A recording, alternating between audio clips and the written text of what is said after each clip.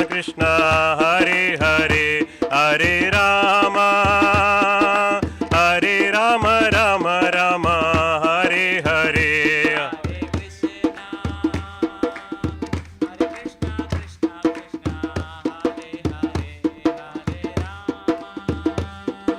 Hare Rama Rama Rama Hare Hare Hare Krishna Krishna Krishna Hare Hare Hare Rama Rama Rama Hare Hare Krishna Krishna Hare Hare Hare Rama Rama Rama Hare Hare Hare Krishna Krishna Hare Hare Hare Rama Rama Rama Hare Hare Hare Krishna Krishna Krishna Hare Hare Hare Rama Rama Rama Hare Hare Hare Krishna Krishna Hare Hare Hare Rama Rama Rama Hare Hare Hare Krishna Krishna Hare Hare Hare Rama Rama Hare Hare Hare Krishna Krishna Hare Hare Hare Rama Rama Rama Hare Hare Oh Hare Krishna Krishna Hare Hare Hare Rama Rama Hare Hare Hare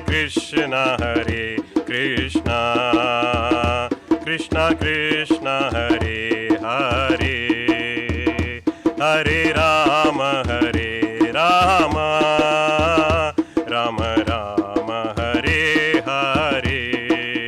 Hare Hare Hare Krishna Krishna Hare Hare Hare Rama Rama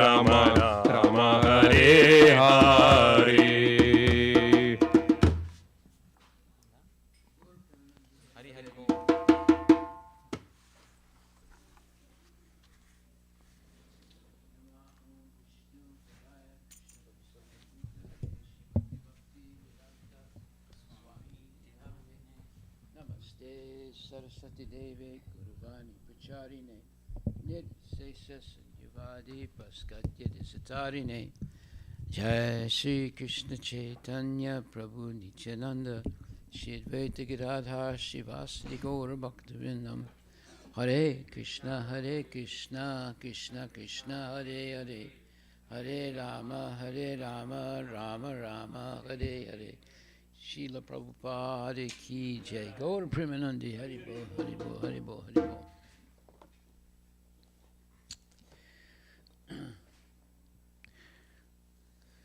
So today we are celebrating the appearance of Sri Advaita Acharya. Who is Advaita Acharya? First of all, his name is Advaita. It means that he is non-different than Krishna. And Acharya means that he is a preacher. He preaches the cult of Krishna consciousness or pure devotional service. He's the Lord and the incarnation of the Lord.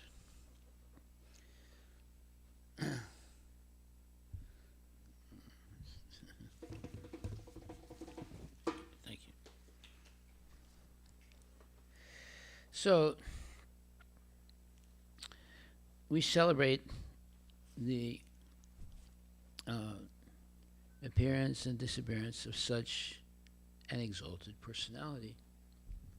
There's none different than Krishna himself. Advaita means that he is one with the Lord, and Acharya means that he is propagating the cult of devotional service. What does that mean exactly, devotional service? Well, it means that if you love Krishna, then you'll engage in serving him with love and devotion, especially devotion. That means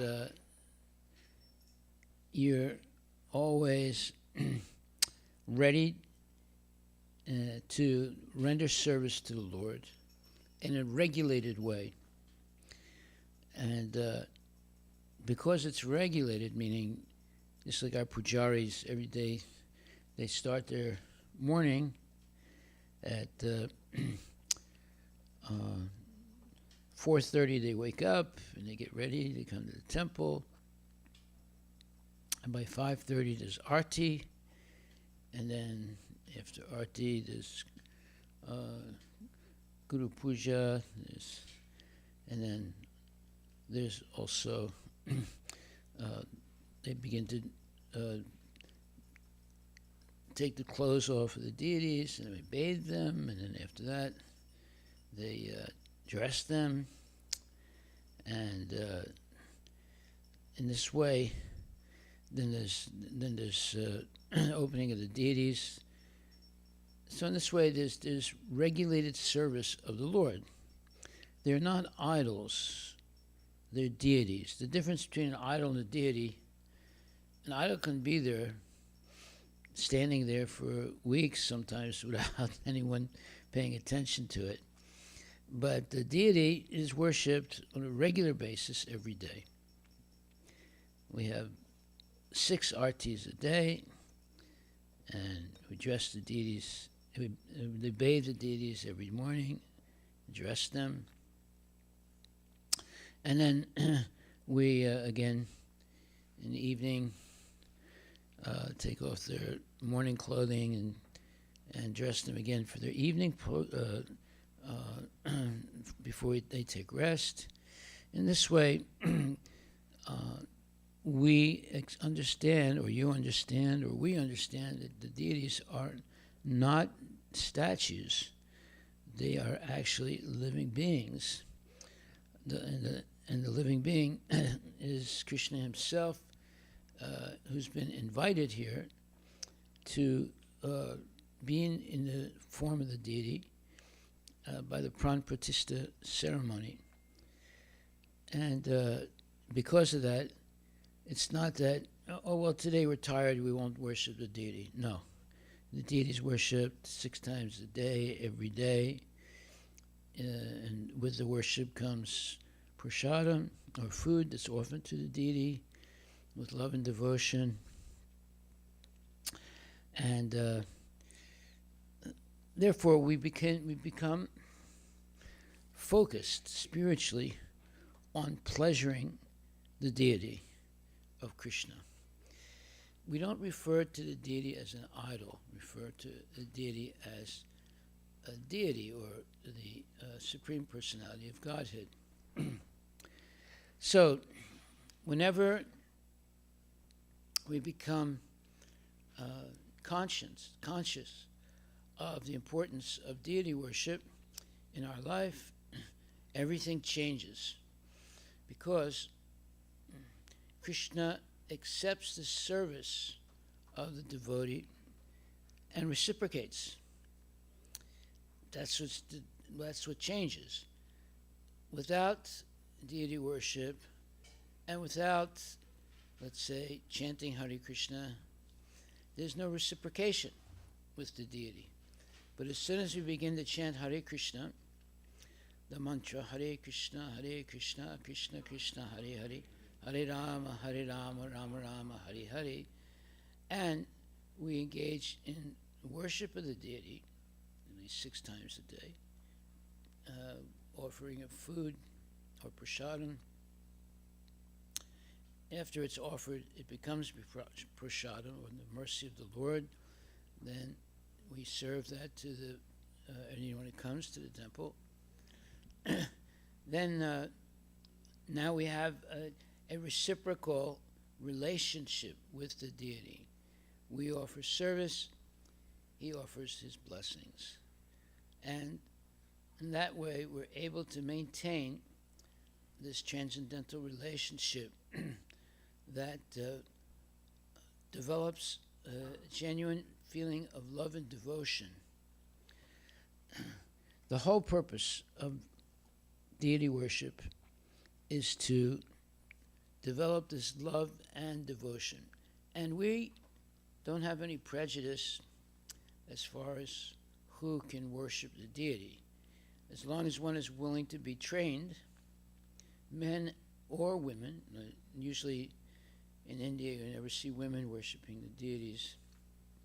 Of course, if they have one at home, that's different, but not in the temple. But here, men and women both have the right to be trained to worship the deities, Shri Radha, Nila Madhava, and so forth, and to make tangible spiritual progress by doing that. One can make tangible spiritual progress not only by worshiping the deities or becoming a pujari, but by cooking for the deity, by doing different types of services, like caring for the clothing of the deity, and also cooking for the deity. There's so many services that we perform in the deity worship practice. That is very important to change our life from a materialistic life to a spiritual life. If you cannot come to the temple because it's far away, you can worship Krishna in your house also. And if you do exactly as we do here, and we can train you for that, then you are also worshiping the deity and making tangible spiritual progress. Tangible spiritual progress begins when you become regulated. That is, going to sleep early, waking up early, and bathing right away, and then putting on clean clothes, and coming down and waking up the deity and worshiping the deity, chanting the mantra Hare Krishna, Krishna Krishna, Hare Hare, Hare Rama, Rama Rama, Hare Hare. In this way, the deity becomes the Thakur of the house. That means he's the one, or the deity is the actual proprietor of the house. And we're just servants. That's the way we should act all the time. We are not the owner. Krishna is the supreme proprietor of everything, including our own body. That's the way a devotee is trained. Even this body belongs to Krishna, so therefore the body should be used only for the service of Krishna. Now we begin the consciousness of deity worship, and by developing that constant chanting and hearing about Krishna, we eventually develop love for Krishna, and at the moment of death we'll remember Krishna and go back to Godhead. This is what we're teaching on a regular basis in this temple. The whole idea is that we're in a difficult situation. It's called birth, old age, disease, and death. I don't remember myself, I don't think you do either, choosing to be born. I definitely don't want to get old.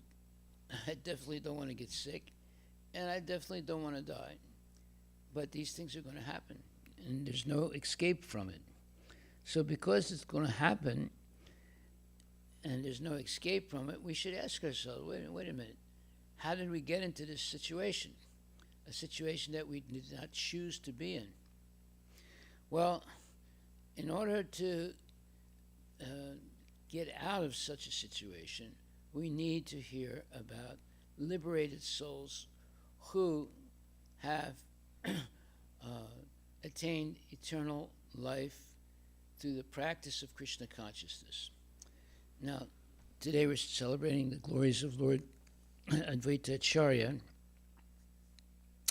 Advaita Acharya means that he is non-different than Krishna, and that, in other words, he's an incarnation of the Lord, and that he is propagating or teaching the cult of devotion.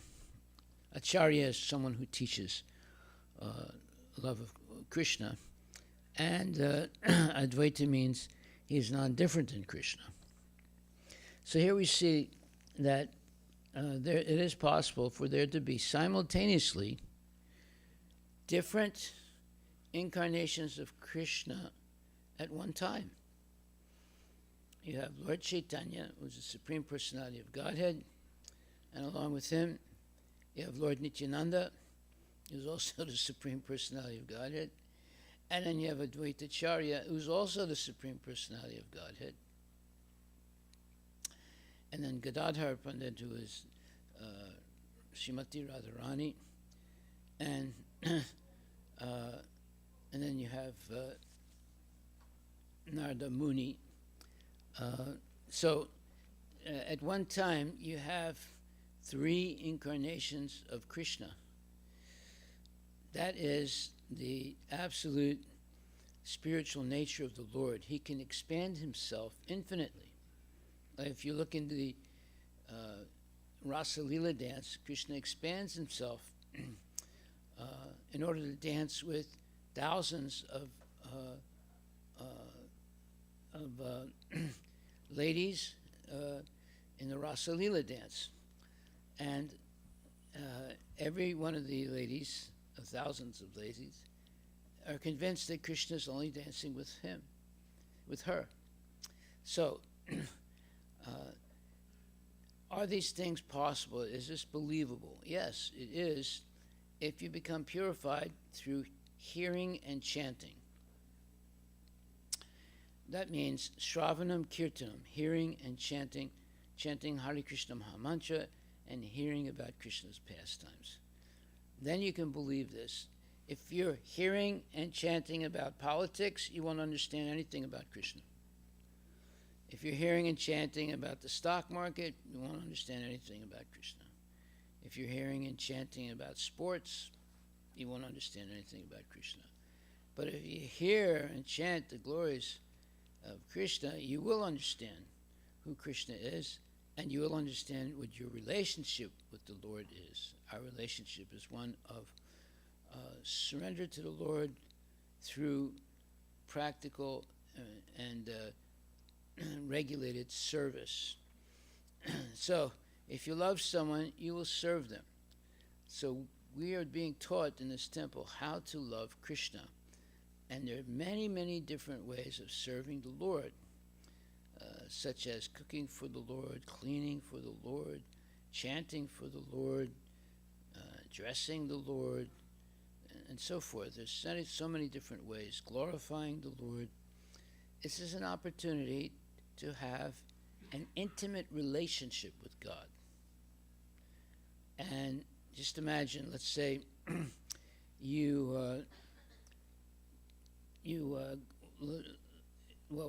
remember one time I went into a temple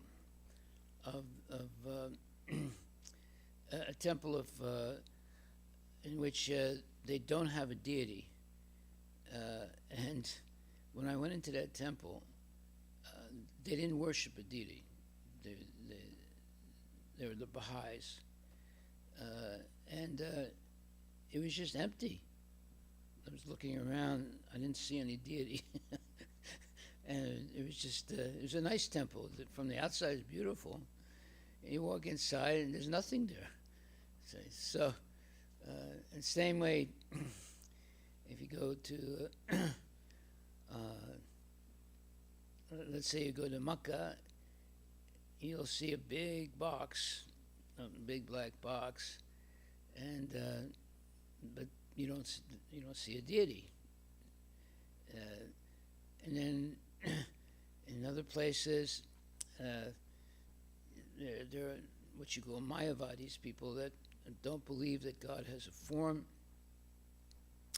So what do? They're worshiping something that is formless.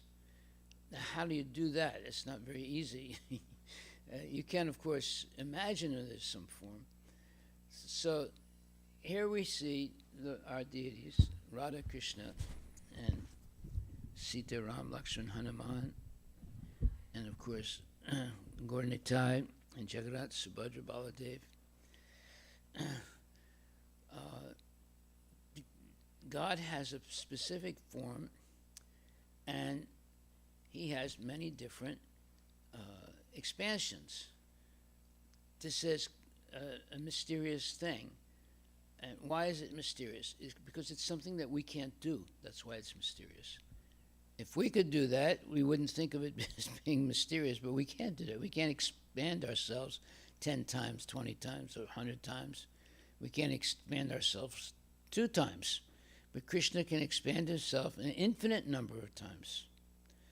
In the Rasa Lila dance, he expands himself thousands of times to dance with all the gopis. So now we're faced with something that's a challenge. We're faced with believing something that we can't emulate, or we can't equal, or we can't do. Well, of course, we're limited. We're born, we get a material body that covers our eternal soul, and the body goes right from the beginning of birth, it begins to die. Some people think, no, well, from the beginning of birth, you begin to live. But actually, from the moment you're born, you begin to die. And it's very difficult to understand what our predicament is until we get older, and then we see, oh yes, death is inevitable. Now, if you look at, if you read the newspapers, you'll see oftentimes there's articles that come out that says that all the billionaires in the world are finding a way, or trying to escape death and find a way to be immortal in this body. So that because they have so much money, they can't spend all that money in one lifetime, so they have to find a way to increase the duration of life, or eventually attain immortality. Now the idea of making a material body immortal, that's not new. That's been around since the beginning of time. You have someone called Ponce de Leon. He was an Italian sort of a searcher. He was searching for the elixir of immortality, and he started off in Italy, and 500 years ago he went all the way to what's today the United States and South America, trying to find the elixir of immortality. Right? Even today, you'll read in newspapers that billionaires are trying to find some way to increase life, or find the cure for growing old and dying, so that they can enjoy all their money in this body. Of course, these things are impossible. You cannot change the laws of nature. What is the law of nature? That is, there's birth, there's old age, there's disease and death. No one can stop that. No one can change it.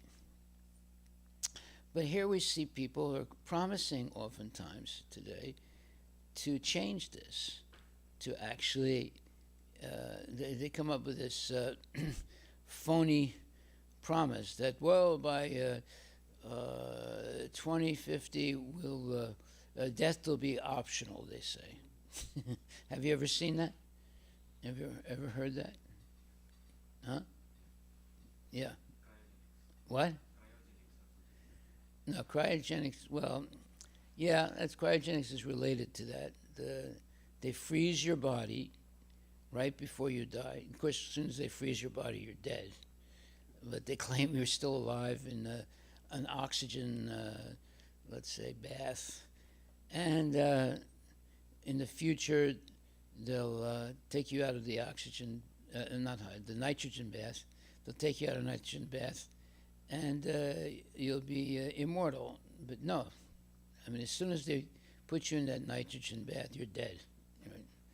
So there are all these crazy things that people do. You have at least cryonics means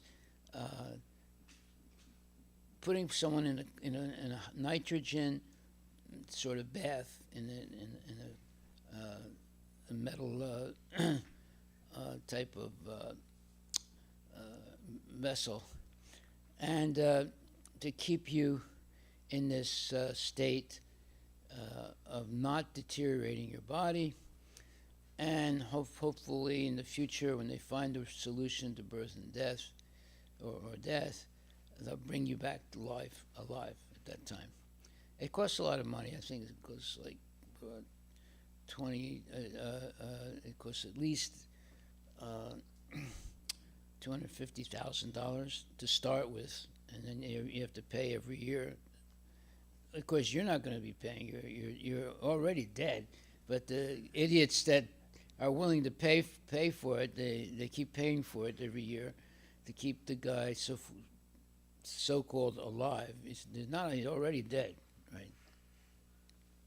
So you see, our problem is trying to solve something or trying to invent something that was already solved and invented long ago. What do I mean? I mean that long ago, let's say 5,000 years ago, Krishna explained that you can become free from the cycle of birth and death simply by engaging in devotional service to the Lord and learning how to keep your mind focused on serving the Lord and with love and devotion, so that at the moment of death, you will not think of your 401k, you will not think of all the different sense gratifications that you had during your life. You will not think of your attachments to the home, to your family, and things like that. You'll think of Krishna, but you can't do that unless you practice thinking of Krishna all the time. If you think of Krishna at the moment of death, you go back to Godhead. No guarantee, 100% guaranteed. But if all your life you spent it, or if we spent our life completely in sense gratification, how are you going to think of Krishna? It's not possible. So, there was this one man, his whole life, his adult life, he would buy stocks in this one company. I forget the name of the company. It was a company on the stock market, and he would keep buying the stocks, and he became a crorepati, or he became very rich. So as he was approaching his death, he was surrounded by his family members, and the stock that he was buying all that time was Calcutta steel. And when he was about to die, all his family members were there, his sons, his daughters, his grandsons and granddaughters, and wife, and this and that. And they were all waiting around the bed. And at one point he made some little movement, and they sort of propped him up a little bit. It was like the last thing he was going to say before he dies. And he said, "Monday morning, buy Calcutta steel." And he died. That's the last thing he said. Buy Calcutta Steel. So you see, this is what you call a bankrupt person. They're spiritually bankrupt because they have no way of knowing what is the purpose of life. Why? Because they were not interested in understanding how to serve God. They were interested in just making money. Money is their God. But money is not going to save you at the moment of death. So, because people are so adamant and what you would say like very, very adamant to solve the problem of death materially, not spiritually, they use different methods to do that. Like, for example, what we just spoke about, cryonics, getting frozen right before you die, and then they're gonna heat you up, defreeze you. Once they figure out how to heal, how to stop death. Well, they're never going to stop deaths, and this is what's happening today. And I'm going to say something now, and you think about it. Today, there are many things that are being promised that are impossible. Like, for example, we're going to go to the moon. Well, they say that 50 years ago they went to the moon, and for 50 years they have not gone to the moon, but now they're going to try and go to the moon again. That's a bunch of nonsense.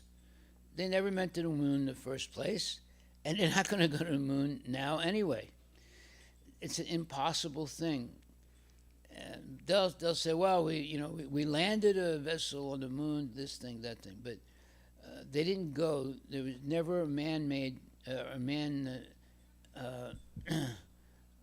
well, there were two men that went to the moon, so-called, Armstrong and this other man named Buzz Aldrin. Some years ago on the television program,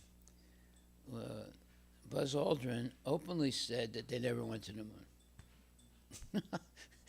And Conan Brannon, what's that his name? Conan Brannon show. He has a night program. And, and he was shocked, because he asked Buzz, he said, Buzz, what was it like on the moon? He said, well, we never went there. I said, what? I mean, even now, I'm sure many of you believe that Armstrong and Buzz Aldrin went to the moon 50 years ago. Am I right or wrong? Are people here, do you believe that the United States landed a moon, they actually went to the moon? Well, almost everybody believed it. They put it in science books. Kids learn it in school, right? They never went to the moon. The whole thing was a hoax. If they did go to the moon, what do they have to show for it? 6 rocks in the Smithsonian Institute. And they look exactly like rocks that come from Arizona. So you see, we are being taught things that are actually false, and things that don't have any proof, substantial proof that actually happened. And because of that, we become illusioned. If they went to the moon 50 years ago, how come they haven't tried to go to the moon in the last 50 years? You ask that question to yourself. Because they never went in the first place. That's why. And why is it that they've waited 50 years and now they're saying, well, we're going to try and go to a moon again? They never went in the first place, and they're never going to go even now. It's impossible to do that. Oh, someone will say, oh, no, but there was a satellite rocket that went there and landed. Well, yeah, maybe. But there's no man-made rocket let's say, journey that's gone to the moon and definitely come back. No. Therefore, we're being cheated on a regular basis. And unless we realize that, like for example, if I say, chant Hare Krishna, and you'll go back to Godhead, you can believe that because it's something that's been happening for thousands of years. It's not something that's new. Many, many people have attained liberation from the cycle of birth and death by chanting Hare Krishna. Now, someone can say, what's the proof?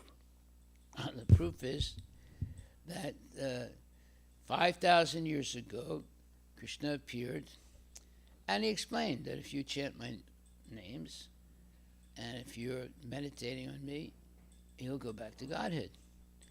And this was the culture of India, or Bharat, and it's continued even up to today. Of course, it's getting weaker because of modern education, but still, there are many people that believe that they will attain liberation from birth and death by chanting the holy names of the Lord, and worshiping the Lord, and thinking of the Lord at the moment of death. You're definitely not going to go back to Godhead thinking about your properties or your money or your family or anything like that. But if you think about your relationship with God and the service that you've performed to God, you will go back to Godhead. So therefore, we have to make a decision of what is most important in our life.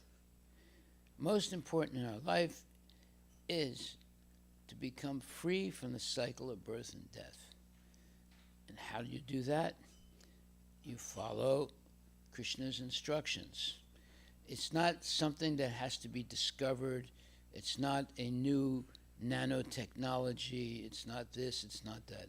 It's simply follow what Krishna has ordained for us. And what is that? Chant the holy names of the Lord, give up meat eating, gambling, illicit sex, intoxication, and take up devotional service seriously. And you will go back to Godhead. Therefore, Hare Krishna, Krishna Krishna, Hare Hare, Hare Rama, Rama Rama, Hare Hare. This chanting of the holy names of the Lord is very, very important if we're really interested in having an immortal life. We are immortal in the sense that we have an eternal soul. But as long as we are immersed or overwhelmed with materialism in our life, we keep taking, or we remain in the cycle of birth and death. It's only when we realize, wait a minute, how did I get into this situation where I'm born, I get old, I get sick, and I die? We have to ask ourselves that question. How did I get myself in this situation? None of us has chosen any of those four things: birth, death, old age, and disease. I don't know. Does anybody here remember choosing to be born, to get old, to get sick and die? I don't think so, right? So therefore, you have to ask the question, why is this happening to me? Why am I forced to go through these different stages of life and eventually die? But on the other hand, if you read the Bible, if you read Bhagavad Gita, Krishna says in Bhagavad Gita that you have an eternal soul. Now, is that soul, is he talking about the body, or is he talking about something else?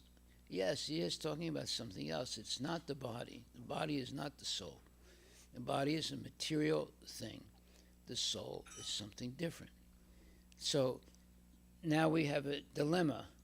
How do I know that I have a soul?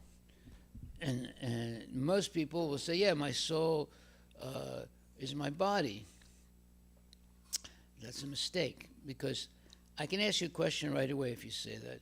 Which body are you talking about? Because you've had hundreds, maybe thousands of bodies from birth to death. The body's always changing. So you can't say, I am this body. I can ask you, which body? Right? So the next question is, then what is my destiny?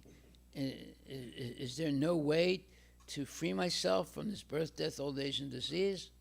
Yes, there is. Krishna explained it 5,000 years ago. It's nothing new. You don't have to reinvent the wheel in every generation. It's already been invented. It's already been proven.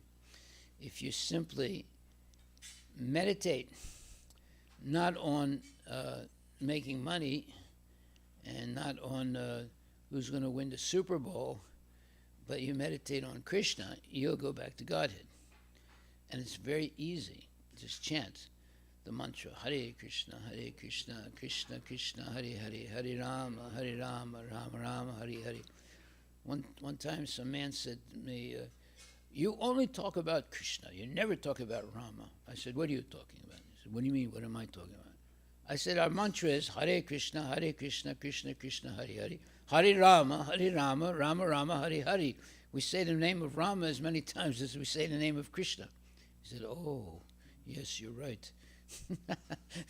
You say, so we need to have a realistic understanding of what our predicament is. Our predicament is that due to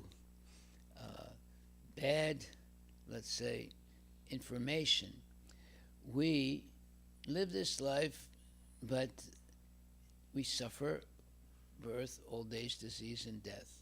So right away we should say to ourselves, wait a minute, the real problem is not politics, it's not economy, it's not sociology, it's not this, it's not that. The real problem is birth, death, old age, and disease. That's the real problem of life.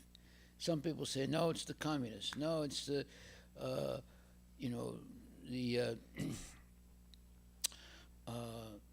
the economy. No, it's this, it's that. No, that's not the real problem. The real problem is birth, death, old age, and disease. Now, how do we solve that problem? Well, Krishna explained that. He said, you worship me, you think about me, you offer service to me, you surrender to me. So, Jesus Christ said that also.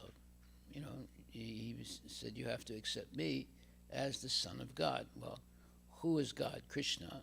And who's the Son of God? Jesus. So Jesus is saying the same thing as what Krishna is saying, because Krishna is his father. You have to surrender to the Lord.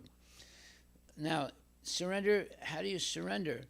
You surrender by following the instructions of the person that you're surrendering to.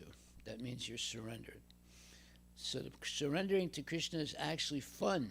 It's not miserable. It's chanting and dancing, basically. Chanting the holy names of the Lord, dancing, taking prasadam, and always glorifying the Lord and helping others find out about Krishna. So it's a fun thing. It's not a miserable thing. And the more you do it, the more you feel ecstatic, and you become convinced this is the real life. So I might have this job or that job.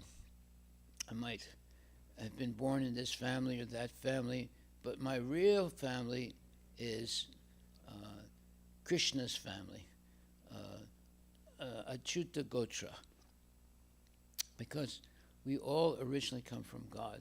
We're all part and parcel of God. Now we know what our origin is, and now we know what we should do. We should always think of Krishna, always worship Krishna, always glorify the Lord, always bow down to the Lord. When we come to the temple, we bow down to the Lord. We glorify the Lord. We take the prasadam of the Lord, and because that's his mercy for us.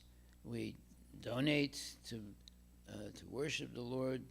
So in this way, we have a solution to the real problem, which is birth, death, old age, and disease. You don't solve that problem with some new medical discovery. You don't solve that problem with some kind of a drug or some kind of a medicine. All that is what you would call false propaganda. The only way you can solve this problem of birth, death, old age, and disease is by becoming a devotee of the Lord and engaging in the devotional service of the Lord. That is what we are, who we are. We are identified by who we serve. So if we serve our dog, like we see so many people have dogs, and it's, you know, it takes a long time and a lot of energy to take care of a dog, you know, and you have to buy food for the dog. You have to take the dog out so it can pass stool. You have to sometimes take the dog to the veterinarian. It takes a lot of time and service, right? So, but look at this. D-O-G is dog, but G-O-D is God. So instead of serving dog, we should go serve God. So, the dogs can take care of themselves, by the way, believe me. They don't really need our help. But we need the help of God or Krishna. So we can get that help very easily by associating with devotees. Now, this association is the main thing that is the necessity in life. If we associate with genuine devotees, then we will also chant Hare Krishna. If we avoid the association of devotees and chant Hare Krishna, we will eventually stop, I guarantee you. But if we associate with devotees, we'll never stop. Because the company of devotees, where you talk about Krishna, you chant Krishna's holy names, you take Krishna prasadam, you go on Sankirtan, you preach the glories of the Lord. This is the real life of a person who has discovered the panacea for this problem of birth, death, old age, and disease. Panacea means the medicine that will heal this problem. It is not a medicine that you buy in the pharmacy. It is given by Krishna himself, especially in the Bhagavad Gita, where Krishna tells Arjuna that you should always think of me and chant Hare Krishna. So the solution is there. The proof is there that it works. So many people have been liberated previously, and so many more will in the future be liberated by this process. So you take it up seriously, and you will see very quickly that this is the right decision. If we are preaching something, we're trying to preach love of God, love of Krishna.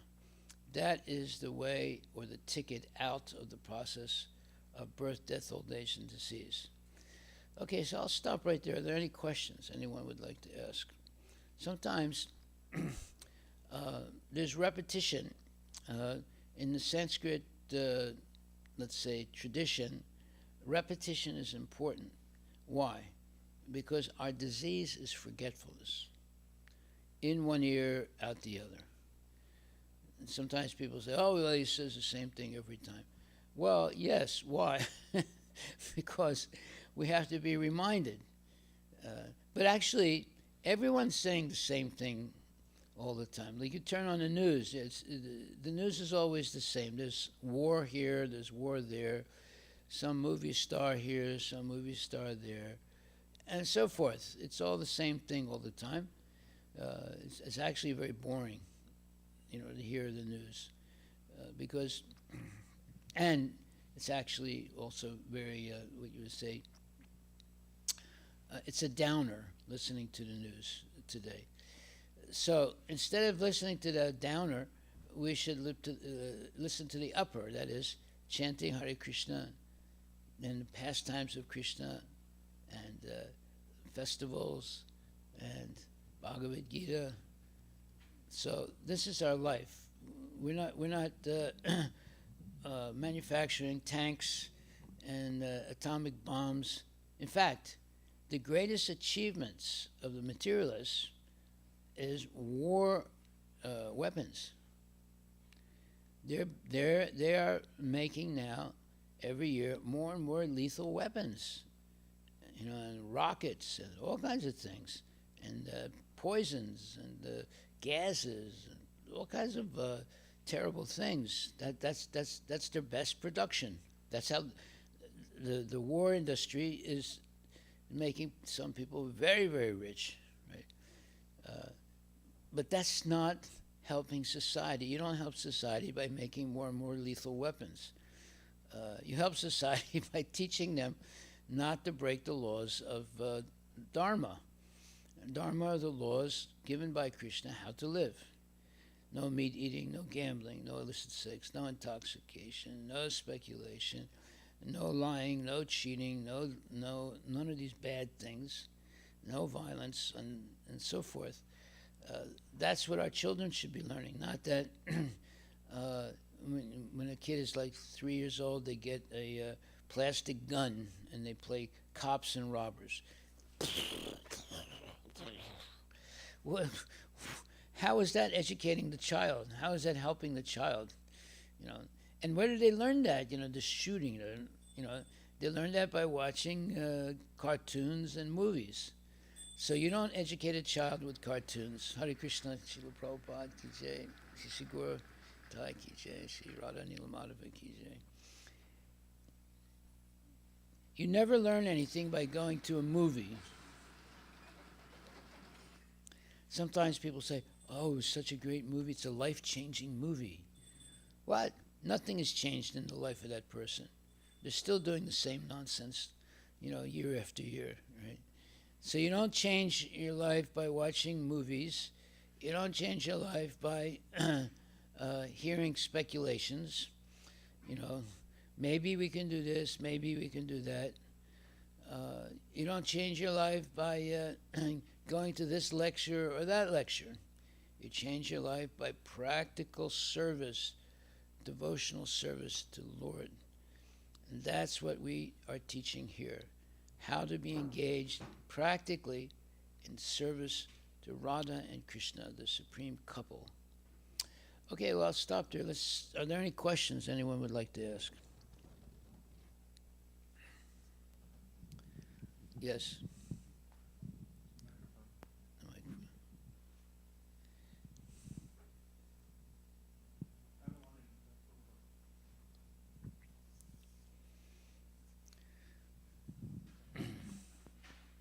Yes, go ahead.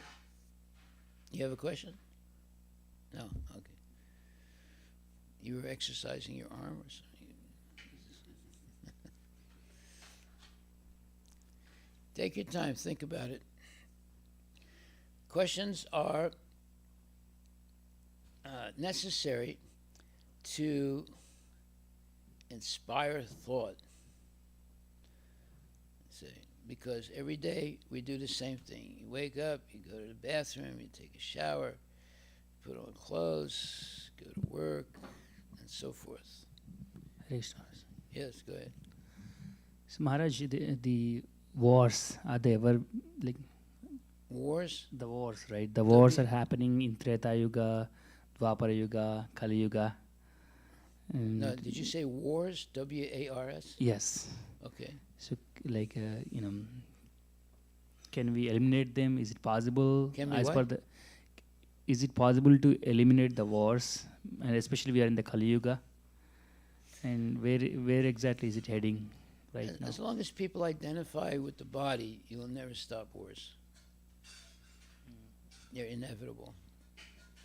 Because, see, whenever you believe something that's not true, there's going to be problems. So if you believe that you are Russian, or you believe that you're Ukrainian, or you believe that you are this or that, there's going to be a problem. Somebody believes they're Pakistani, somebody else believes they are Hindu, you see. So as long as there's bodily identification, there are going to be problems. It can be war, it can be competition, it can be this, it can be that, but there are going to be problems because they're falsely identifying who they are. And the other problem is the false concept of proprietorship. This is my house. This is my country. This is my car. This is my this. This is my that. Everything belongs to Krishna. Nothing belongs to us, you see. So there are a lot of assumptions in this world that are not true. And the more assumptions, the more one becomes false assumptions, the more one becomes entangled in the process of birth and death. So we should do something very interesting. Eliminate all the false assumptions that we have. You can write it down on a piece of paper. Like, for example, you can ask yourself a question: who am I? So you'll write down, I am Indian. Okay. Wait a minute. Now you have to analyze that assumption. Am I Indian? No. I'm living in America. Okay. Then am I American? No. I was born in India.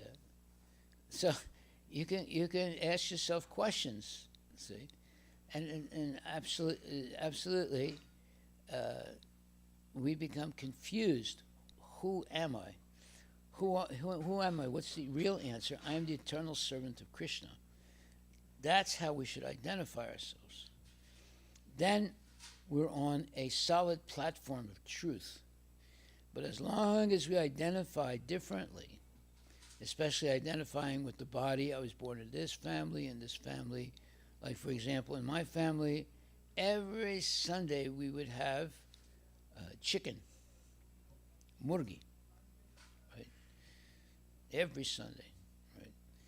And then my father would also give me a little bit of whiskey like that in a little tumbler, so that I would grow up to be a man. So this was a little tradition in our family, right? So, but am I this? No, I never liked that little bit of whiskey. Anyway, it's horrible, and I didn't like the chicken either, right? So we see we're forced to assume things through culture, through peer pressure, etc. But eventually, we come up with the question, everybody does, so who am I really? And what am I really meant to do in this lifetime? What am I trying to achieve? And is this thing that I'm trying to achieve, is this something that's going to sustain me eternally, or is it something that's just going to maintain me a little bit? And will this thing save me at the moment of death? You know, can I be saved by having $4 billion in the bank? No. You're not going to be saved from death by having $4 billion in the bank. Then what's going to save me? What's going to liberate me from the cycle of birth and death? Let's have a serious discussion about this, you see. So most people think that the more money they make, the more successful they are.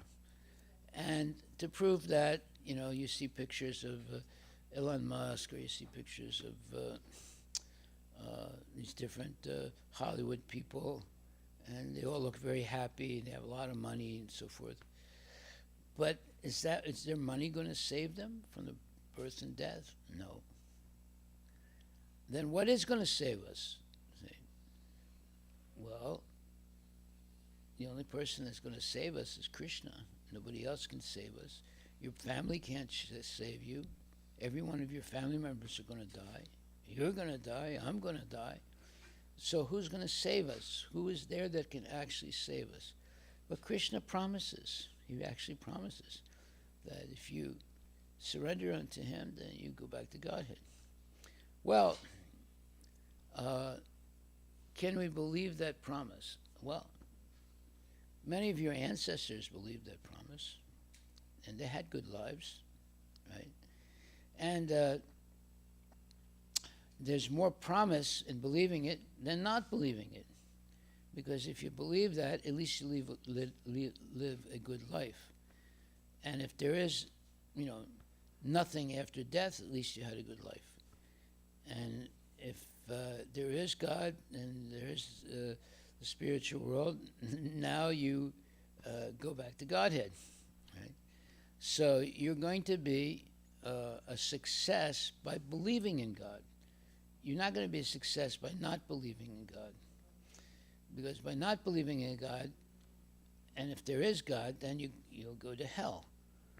And if you believe in God and there is God, you lived a good life and you go back to Godhead.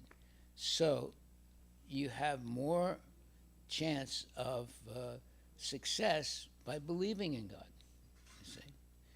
So we have to think carefully, how should I live? What is my purpose in life? What is my destiny? Is death, is it something that I should think about, or should I just ignore it? Most people ignore it. And then when they get sick and they're dying, then they get very scared and very depressed, and then they die. So now someone will say, well, everyone's going to die, so what's your message here? The message is that only the body dies, not the soul. Okay, the next question is, well, how do we know there's a soul? Well, it's not difficult to understand you have a soul, because you are able to think, you're able to experiences like love and other experiences like that of emotions and things like that. These are not material things. They're extra material. What does that mean, extra material? Well, the dog is alive also. The dog eats and sleeps and does almost everything we do, but the dog doesn't have a concept of God. But we can have a concept of God. That's what differentiates us from the dog and the animals. And the concept of God is what is going to save us from the cycle of birth and death. So, therefore, do we believe there is God? Now, that's a fundamental question that we have to ask ourselves. But there's so much information about who God is. You have the entire Bhagavad Gita. You have the Vedas. They didn't happen by accident. And they are validated proofs of the existence of God. And they're very profound. There's no literature in the world as profound as the Bhagavad Gita. If you read it carefully, you'll be amazed how profound it is and how it solves all the problems of life. But you have to read it. Now, the best way to read Bhagavad Gita is in the company of devotees. That's how we became devotees. We were listening to Prabhupada, who was reading from and explaining the Bhagavad Gita. That's how you become convinced. When you hear the what is Atma Tatma, the nature of the soul, and its relationship to Krishna and so forth. And who is Krishna exactly, and where does he live? Vaikuntha. And what is Vaikuntha? Well, there's explanations to all this. There's no explanations in the Bible about heaven. Well, they call it heaven. So it's a nice place. But you don't have any, but you read the Bhagavad Gita and the Srimad Bhagavatam, there's tremendous amount of information of what's going on in the spiritual world and what it looks like and how to get there. There's no other scripture that explains in such depth the existence of the spiritual world. You try and look at it. You can read the Bible. There's no explicit explanations of what's going on in the spiritual world. I don't know. Have any of you read the Bible? No? Okay. Well, it's all right. Are there have you read the explanations in the Bhagavatam about what's happening in the spiritual world? Huh? Well, that means that you haven't read everything, because there's tremendous information in the Bhagavad Gita, and especially Srimad Bhagavatam, of what's going on in the spiritual world. No, there's no other scripture like that. The Muslims don't explain what's going on in Jannat. They talk about it, but they just say Jannat. That's it. If you strap some bombs on your body and blow yourself up, you'll get 70 virgins. But that's it. That's their explanation of Jannat. 70 virgins. So one lady Muslim said, "Okay, that's the men. How about us? What happens for us? How many? What do we get when we die? So the Imam said, "Well, we don't have any information of it, but we'll take care of you. Don't worry." You see, there's complete lack of genuine knowledge, whether it's Islam or Christianity. Christianity talks about heaven somewhat, but there's no clear explanation. But as soon as you start reading the Vedas, there's a very clear explanation of what's going on in the spiritual world, how to attain it, and tremendous amount of information about the spiritual world that you will not find anywhere else. So why shouldn't people read that if they really want to know, what is the spiritual world? It's not some fairy tale thing. So there's very deep explanation about the bodies of the people that are in the spiritual world. They're spiritual bodies, but there's a description of them. And if you read Srimad Bhagavatam, especially when you get into the later parts of it, there are explicit explanations of what's going on in the spiritual world. Nowhere else is there any information like that in any other religion. So once we hear these things and we think about it, we understand how rare and how wonderful it is to come in contact with the Vedic knowledge. Nothing compares to this knowledge that's given in the Vedas. And the fact that we have an opportunity to read the Vedas, and especially Bhagavad Gita. Bhagavad Gita is Krishna, or God, talking about himself. It is the greatest scripture in the history of the world. God is explaining who he is and how to serve him and how to, connect to him. And Srimad Bhagavatam is the expansion of it. So you have Bhagavad Gita and then the Bhagavatam. There's no other scripture that compares to those two. So we have everything that is necessary to go back to Godhead. We just have to become convinced and preach and help other people understand also. Are there any questions? So what was your question again?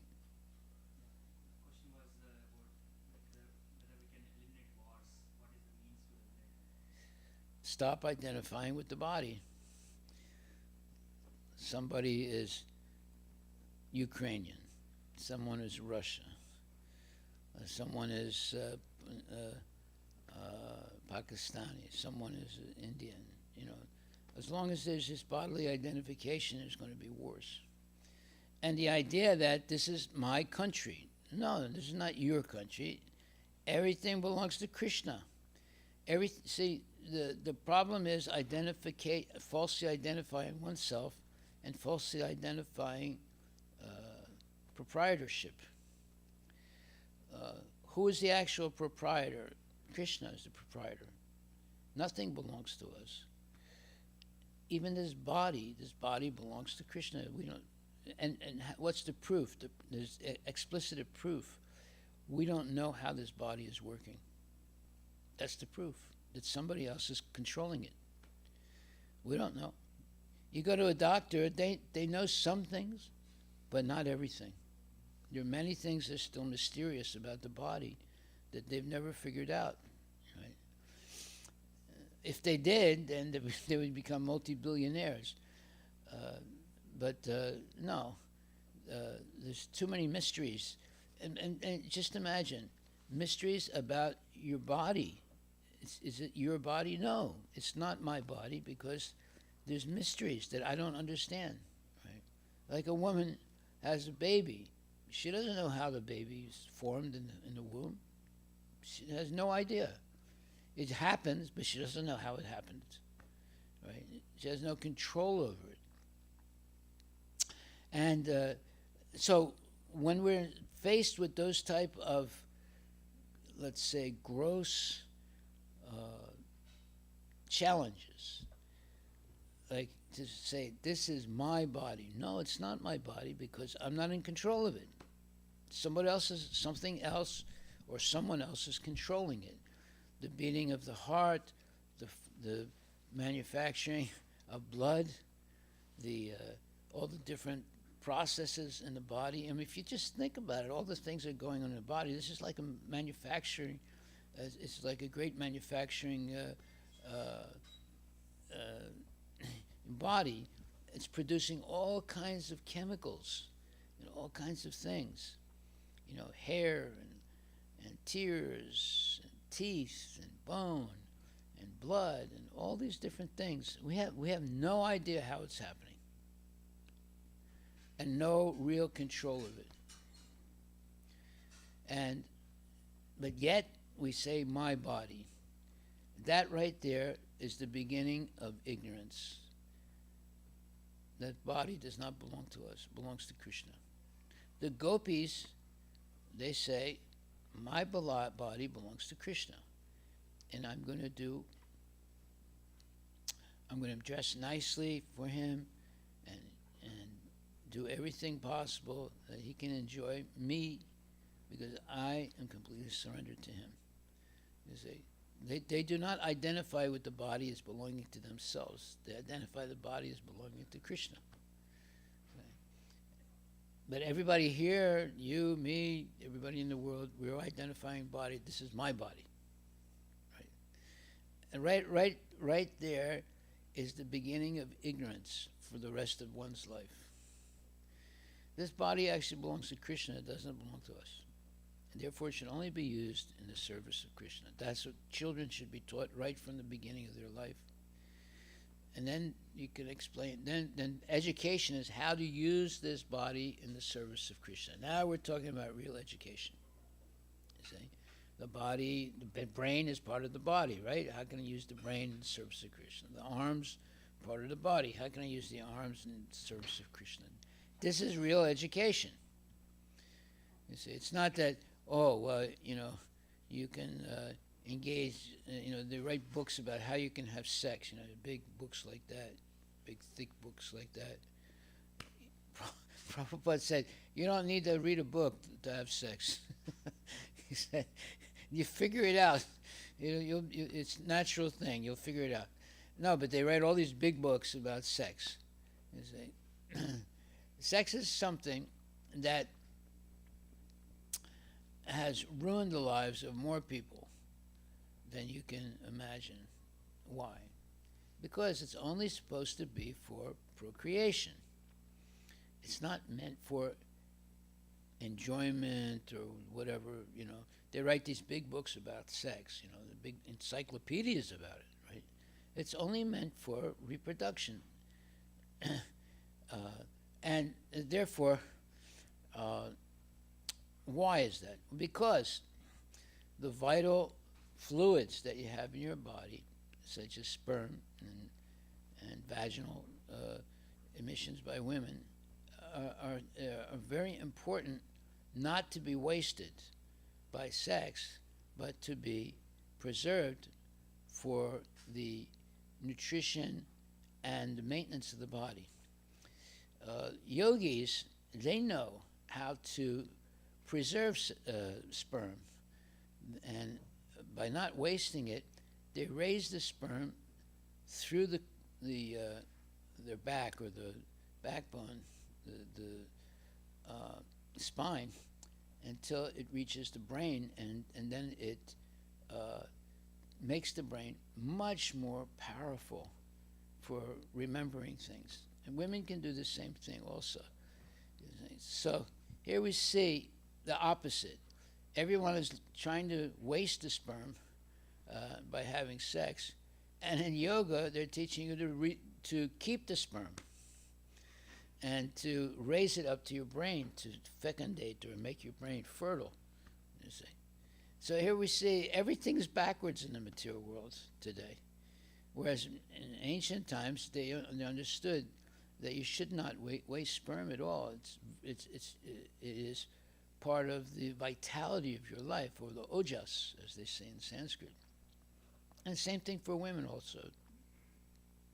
So here we have a society today that's doing everything, almost everything wrong.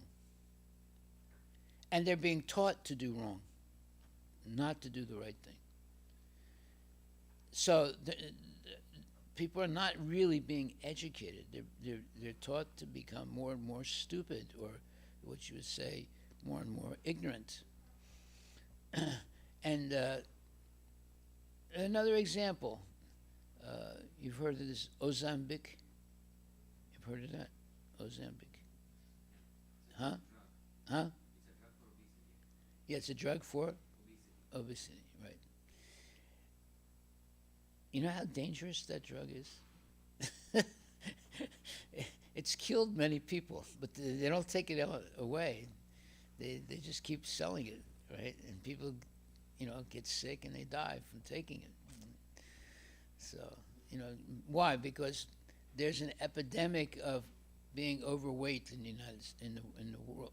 Well, let's say in the United States, it's an epidemic of being fat. Especially like whenever you go to Walmart, you'll see these people, like that, way overweight, and then they're filling their cart up with all kinds of, meat and all kinds of, beer and things like that. And no wonder you have so many hospitals and you have so many, people sick in this country, right? And then they give these so-called medicines or healing things, but actually they're killing people more than healing. So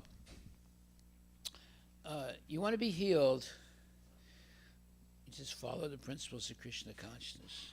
No meat eating, no gambling, no illicit sex, no intoxication. Right there, 95% of health problems will go away if you just follow those 4 rules. And the rest will go away also if you read Bhagavad Gita and chant Hare Krishna. All the rest of the problems will go away.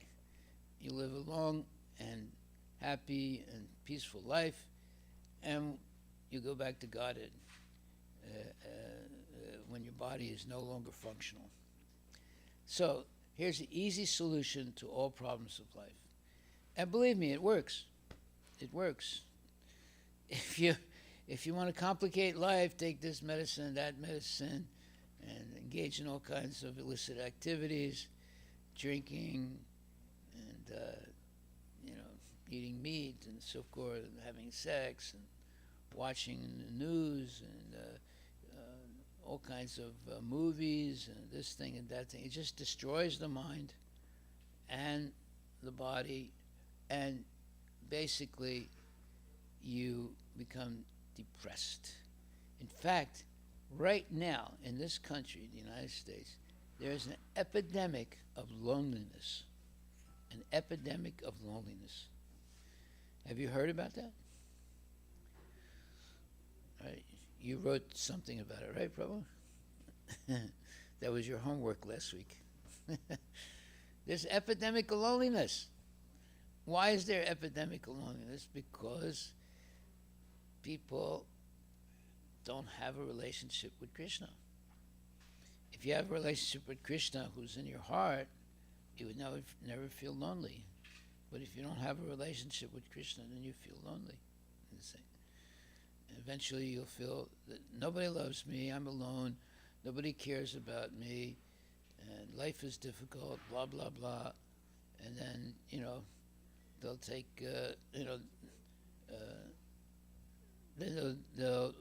now the new thing is, There was just in a newspaper.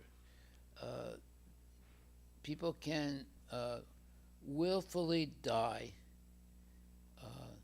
This man, husband and wife, both killed themselves, but it's legal. Like in the Netherlands, it's legal. You can kill yourself, and they help you to do it. They don't actually push the buttons to kill yourself, but you're able to die. So there are a lot of people. Either they're terminally sick, or they're very frustrated, or whatever. They help you to die nowadays. So this is how frustrated people are. Right? Okay. Anyway, I'll stop right there. Thank you very much. All glories to Srila Prabhupada Ki Jai. Hare Krishna.